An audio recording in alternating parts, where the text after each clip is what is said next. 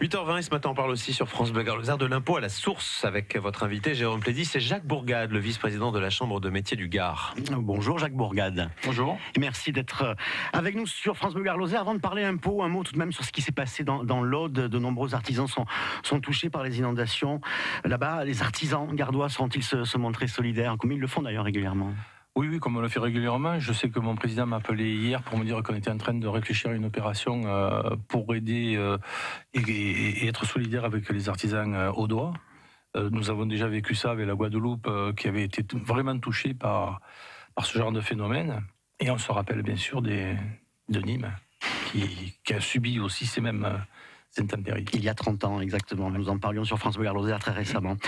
L'impôt à la source, vous organisez à la Chambre de métiers du Gard et de l'artisanat des réunions d'information régulièrement. Est-ce que vous sentez vraiment une inquiétude auprès des artisans et des responsables de petites entreprises en général ? Oui, une inquiétude par rapport à l'incompréhension qu'a suscité cette réforme qui est arrivée assez rapidement quand même, puisqu'il y a eu de la confusion. On devait...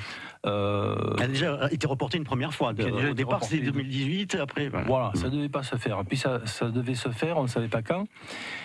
Et il y a quelques mois, à peine en début à la rentrée, on nous a annoncé qu'elle était effective et que le 1er janvier, elle serait mise en place. Ce qui me fait dire que... on n'a pas le temps de faire de la pédagogie avec nos artisans et donc il faut, on organise des réunions. On a déjà programmé 3 réunions, 2 qui ont été faites, une qui va être faite à Bagnoles. Mais est-ce que vous pensez vraiment que les artisans, les chefs d'entreprise vont être vraiment pris de court Oui, je pense, oui. Ils vont être pris de court parce que la première réflexion qui se disent, mes salariés, il va falloir que je les informe. Comment je vais faire ? Les logiciels qui ne sont pas forcément toujours adaptés. Donc on n'a que 4 ans. Mais au ministère des Finances, on dit que tout est prêt, oui, que les logiciels sont prêts, que ce sont les services fiscaux qui vont communiquer aux entreprises le taux d'imposition à retirer. Ça paraît simple. Comme ça paraît simple. Maintenant, quel système vous allez prendre ? Quelle forme d'imposition vous allez prendre ? Quand vous avez un salarié qui dit « Moi, je ne veux pas que mon épouse déclare à mon employeur ce qu'elle gagne, je ne veux pas que ça se sache. » Donc il faudra qu'elle choisisse un autre régime. Il faudra que ce soit l'expert comptable ou l'entreprise qui gère ça. Les experts comptables, ils vont être mis à contribution, c'est le cas de le dire. Ce sont eux qui vont faire vraiment l'essentiel du travail. Eux, oui, entre autres, mais nous, l'entreprise, on va être obligé d'expliquer à nos salariés, parce qu'il faut savoir qu'un salarié, quand il a un problème, il vient nous voir. D'abord, c'est le premier interlocuteur, c'est l'employeur. Mais ça va pas changer alors ?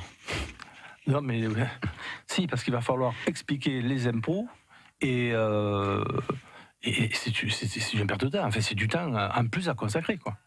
Sans retour, finalement, parce que les entreprises vont effectuer ce service sans être rétribuées par l'État. C'est ça, vous le regrettez un petit peu ?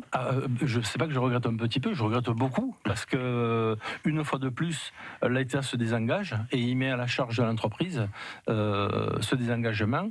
Une entreprise, je regrette, mais elle n'est pas faite pour ça. Mais c'est ce qu'elle fait déjà, en payant la CSG, en payant les différentes taxes qu'elle doit faire.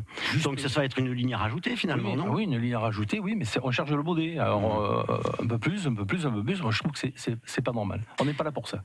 On en parlait tout à l'heure également dans les infos de France Bleu Gard-Lozère avec ce restaurateur qui nous disait qu'il est inquiet du ressenti de ses employés. Ils vont dire mais je gagne beaucoup moins que ce que je gagnais.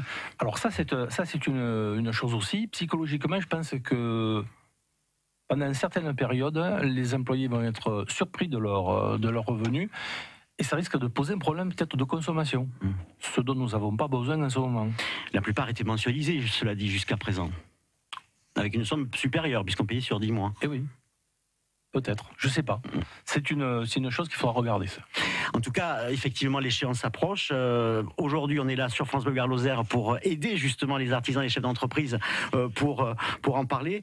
Tout de même, est-ce qu'on ne peut pas être un petit peu optimiste ? Cette réforme, elle est voulue d'ailleurs, elle est approuvée par une majorité de Français. Donc il faut peut-être s'y mettre et mettre un petit peu de volonté. Mais qu'elle soit voulue et adoptée par les Français, personnellement, je trouve que c'est pas une mauvaise réforme parce qu'au moins on saura ce qu'on doit dépenser. Maintenant, c'est la façon de faire. C'est trop rapide. Et deuxièmement, moi je parle. Ça fait des décennies qu'on en parle et elle a été reportée une fois un an. Oui, mais donc c'est pas si rapide que ça quand même. Non, mais attendez, entre en parler et la mettre en place, ça fait 2 choses bien différentes. Parce que mettre en place, c'est toute une action qu'il faut mettre en place. Quand on en parle, bon, on parle et on oublie rien. C'est à suivre donc. Merci en tout cas Jacques Bourgade et on retrouvera Servan à 9h pour répondre justement à toutes ces interrogations.